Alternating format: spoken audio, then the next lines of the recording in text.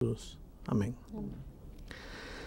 Veja, todo mundo quer ser feliz nesta vida. Eu acho que sou um louco para não querer ser feliz. A pergunta é, se todo mundo quer ser feliz, por que não todo mundo é feliz? Porque para ser feliz não basta querer ser feliz. Porque se de querer ser feliz dependesse a felicidade, todo mundo seria feliz, porque todo mundo quer ser feliz. O problema é que para ser feliz precisa conhecer o caminho da felicidade. Veja, quando você compra um aparelho elétrico, um ferro, um DVD, um computador, qualquer coisa, chega em casa, está a caixa, abre, tem um plástico, em cima do plástico tem um livrinho, chama-se o Manual de Instruções. Para que está esse manual aí? Para que, seguindo o manual, o aparelho te dure o máximo que possa te durar e te produza o máximo que possa produzir. Agora, o que acontece com a gente? A gente pega o manual e joga fora e começa a manusear o aparelho até que dá certo. Às vezes a gente só lembra do manual quando quebrou o aparelho. Bom, você não é um aparelho, é gente linda. E quando Deus te criou, Ele não te deu um manual de instruções. Deus te deu um manual de vida, um manual de procedimento. Se você seguir o manual, você vai ser feliz. As pessoas não são felizes neste mundo simplesmente porque ignoram o manual. E esse manual, ao que estou me referindo, é a palavra de Deus. A Sagrada Escritura, a Bíblia, o livro sagrado, como queiramos chamar. A pergunta é, por que acreditamos que este livro é a palavra de Deus? Então eu quero ler para vocês um texto que está registrado aqui em 2 Timóteo, capítulo 3, versículo 16, 17, diz assim: toda a Escritura é inspirada por Deus e útil para o ensino, para a repreensão, para a correção, para a educação na justiça, a fim de que o homem de Deus seja perfeito e perfeitamente habilitado para toda boa obra. Me impressiona isto que diz, perfeitamente habilitado para toda boa obra. O dia que o ser humano aceitar que este livro é a palavra de Deus e tomar os princípios e aplicá-los à vida, ele estará habilitado para toda boa obra, para ser um esposo feliz, um empresário produtivo, um filho feliz, um ser humano realizado, enfim. Por que tem muita gente derrotada nesta vida? Simplesmente porque não conhece o manual de instruções, não conhece o mapa, o roteiro, o caminho para ser um homem feliz. E eu acredito que este livro é a palavra inspirada de Deus, simplesmente porque o próprio texto bíblico diz que toda Escritura é inspirada por Deus. Vou ler um texto mais e vou dar lugar para algumas perguntas que vocês talvez queiram fazer. E esse segundo texto está aqui na segunda epístola de Pedro, capítulo 1, versículo 21. Diz assim: porque nunca jamais qualquer profecia foi dada por vontade humana. Entretanto, homens santos falaram da parte de Deus, movidos pelo Espírito Santo. Ou seja, os escritores bíblicos foram inspirados por Deus e Deus deixou com eles a mensagem que chega até nós hoje para nos mostrar o caminho da felicidade. Pastor, o senhor está falando sobre a inspiração, os autores. A Bíblia ela é composta por vários livrinhos, não é? Agora, foi um autor só, uma pessoa só que escreveu todas essas linhas, essas palavras? Nós temos ali o primeiro livro, Gênesis, o Apocalipse. Foi a mesma pessoa no mesmo período? Não. Foram 40 autores. E há uma coisa interessante, bom que você fez essa pergunta, porque veja, Moisés, que escreveu o primeiro livro da Bíblia, Gênesis, não conheceu São João, que escreveu o último livro da Bíblia, que é Apocalipse. E entre eles dois há uma diferença de mais ou menos 1500 e poucos anos. 15 séculos de distância entre ambos. E, no entanto, se você lê a Bíblia, você vai ver que parece que um dia os 40 escritores bíblicos se reuniram numa sala e combinaram. Eu escrevo de aqui até aqui, você continua de lá até lá, você vai aqui, você trata este tema, você este tema, porque tem uma unidade perfeita, dá a impressão de que foi um só autor, e, no entanto, foram 40 diferentes escritores. Por que tudo isto? Simplesmente porque por trás deles havia uma mente superior, a mente divina, inspirando. E essa, para mim, é outra prova da inspiração da Bíblia, a unidade de mensagem. Pastor, mas o senhor acabou de colocar que foram 40 homens que foram usados, inspirados por Deus, não é, para escrever a Bíblia.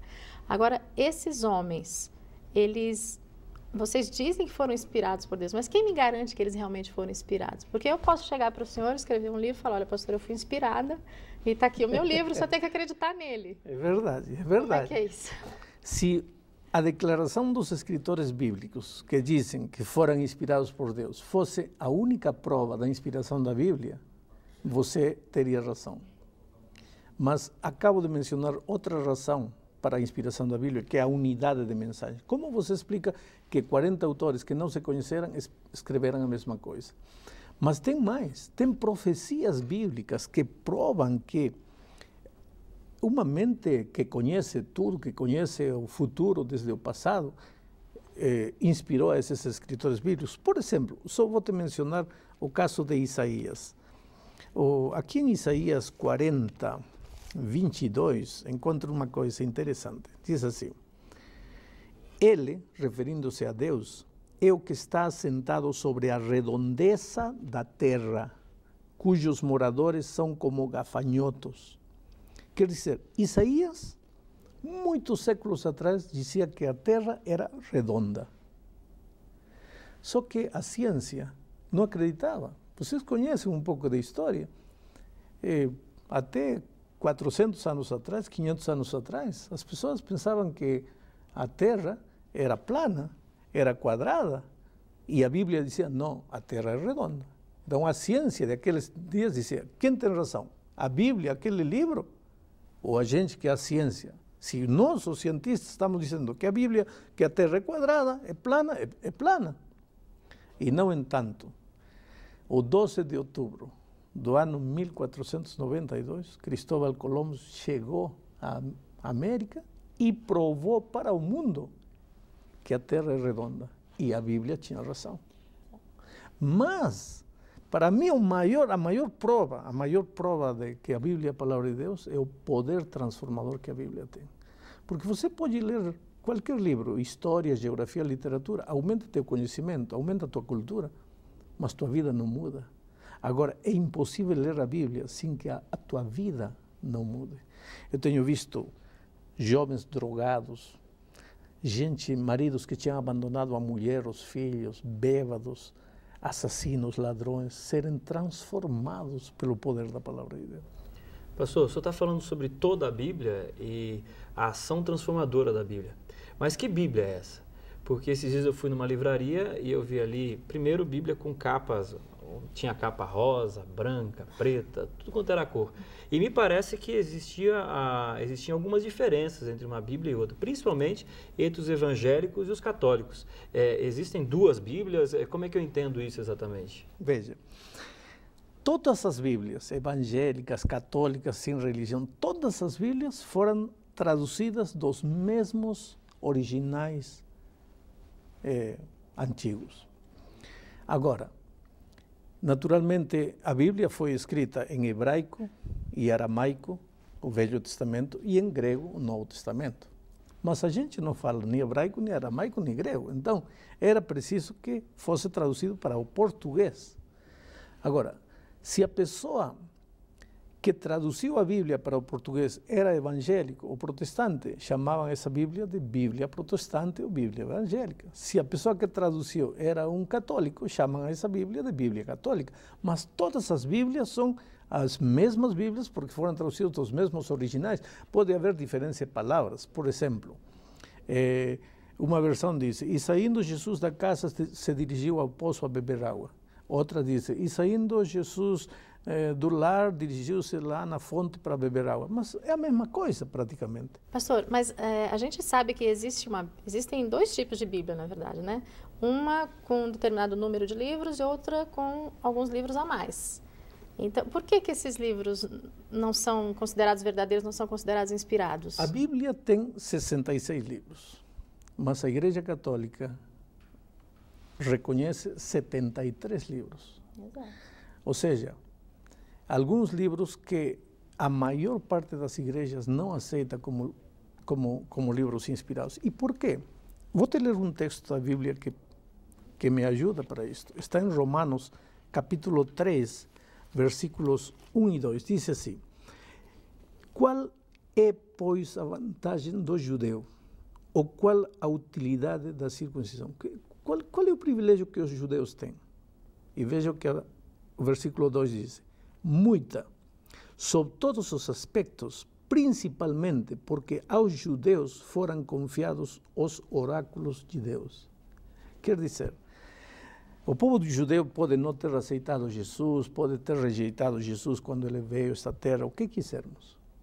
Mas o texto bíblico, inclusive o Novo Testamento, Paulo aqui em Romanos, diz, há um privilégio que o povo judeu tem, é que a eles foi confiada a palavra de Deus. E o povo judeu não aceita os livros apócrifos como livros inspirados. Por outro lado, Jesus mencionou muitas referências do Velho Testamento, nunca um daqueles livros apócrifos. Os escritores do Novo Testamento usaram muitas referências do Velho Testamento, mas nunca um dos livros apócrifos. Por outro lado, todos os livros do Velho Testamento foram escritos ou em hebraico ou em aramaico. Mas estes livros apócrifos foram escritos em grego. Então temos muitas provas de que eles não são reconhecidos como livros inspirados por Deus. Quando eu olho para a Bíblia agora, pastor, 66 livros, foram 40 autores. No primeiro momento eu começo a folhear de um lado para o outro. E eu confesso que às vezes eu fico meio perdido. Como que eu começo a estudar a Bíblia? Eu devo ler de capa a capa, devo ler apenas o Novo Testamento, apenas o Antigo Testamento. Quando chega em Apocalipse parece que as coisas ficam um pouco mais complexas, não é verdade? Como eu devo estudar a Bíblia? Em primeiro lugar, eu te diria uma coisa. Se a Bíblia foi inspirada por Deus, você só pode entendê-la por iluminação do Espírito Santo.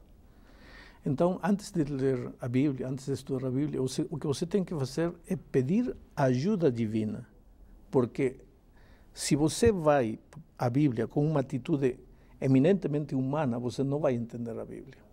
Em segundo lugar, começa a ler pelas partes mais fáceis, porque eu tenho que reconhecer que pode haver alguns pedaços complicados da Bíblia.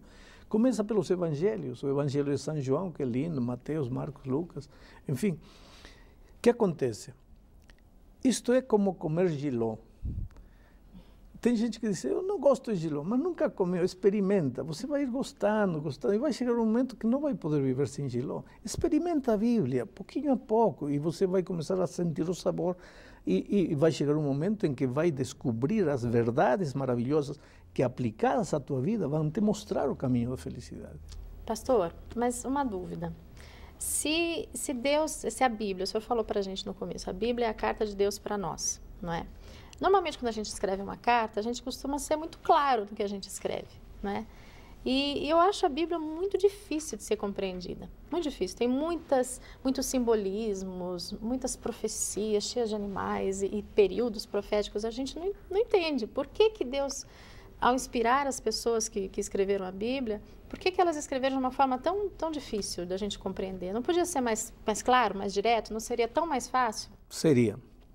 Em um estudo posterior, vamos estudar como os verdadeiros, sinceros homens de Deus que queiram seguir as instruções bíblicas serão incompreendidos, maltratados e até perseguidos. Então, para não fazer a vida tão difícil àqueles sinceros filhos de Deus, Deus escondeu, não digo que escondeu, Deus como que disfarçou a sua mensagem para que unicamente os sinceros de coração compreendam a palavra de Deus. Agora, como que unicamente os sinceros de coração? Porque para entender a palavra de Deus, você tem que ir como uma criança, com desejo de aprender. Você tem que ir com atitude humilde, tem que se despojar de seus preconceitos. Veja, a Bíblia é um livro perigoso, e te explico por quê. Porque se você pegar um texto da Bíblia, um verso da Bíblia, você pode falar a Bíblia disparates que a Bíblia nunca falou. Por isso, para que a Bíblia possa ser entendida, tem que ser estudada dentro do contexto. Por exemplo, vamos dizer que eu estou falando com a Márcia e contando para ela, olha, quando eu estava vindo para aqui, eu vi 2 motoristas brigando e um deles agarrou o outro do pescoço e disse, olha, vou te matar. E você nesse momento está passando no momento em que eu estou contando para ele e digo, vou te matar. E você ouve sair da minha boca a palavra, vou te matar. E você sai correndo e diz, aqui o pastor Bulhão falou, vou te matar. Falou para a Márcia que vai matar a Márcia.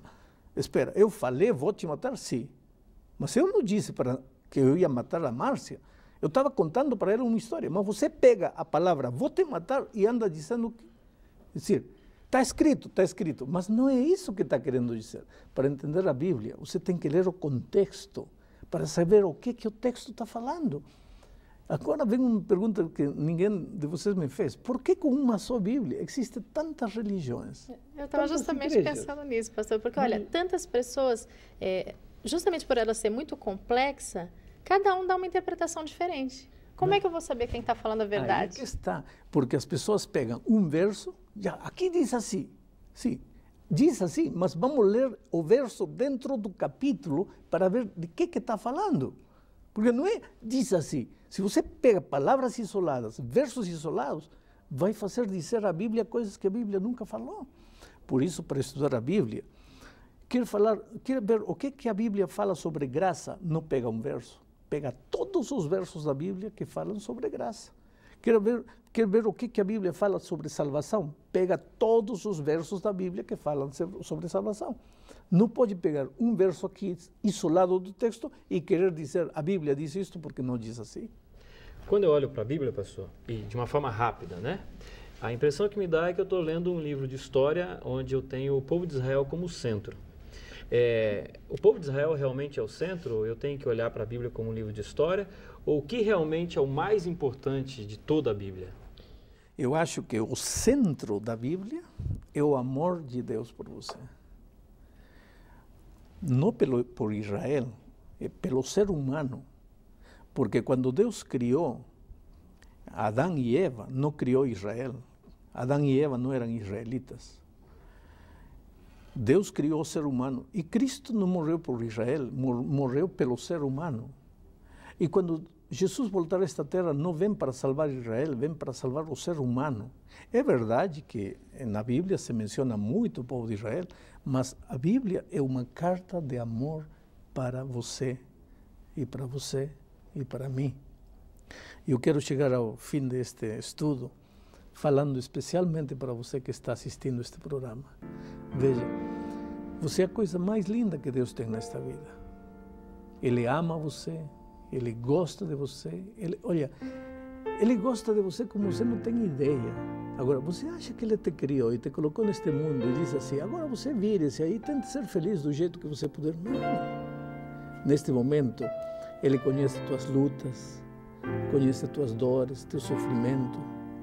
Se você está com o casamento destruído, com o lar desfeito, está desempregado, está machucado por dentro, ferido, condenado à morte por um câncer, Deus ama você, Deus conhece você. E te digo uma coisa, neste livro maravilhoso, Deus escreveu tudo o que você precisa ouvir hoje. Apesar que é um livro antigo, não foi só para os homens de outro tempo. Apesar que é um livro antigo, tem verdades maravilhosas para você hoje. E se você ler a Bíblia, você vai ver que Deus vai abrir seus olhos para uma dimensão da vida que você ainda não conhecia. Que Deus te abençoe e te cuide sempre.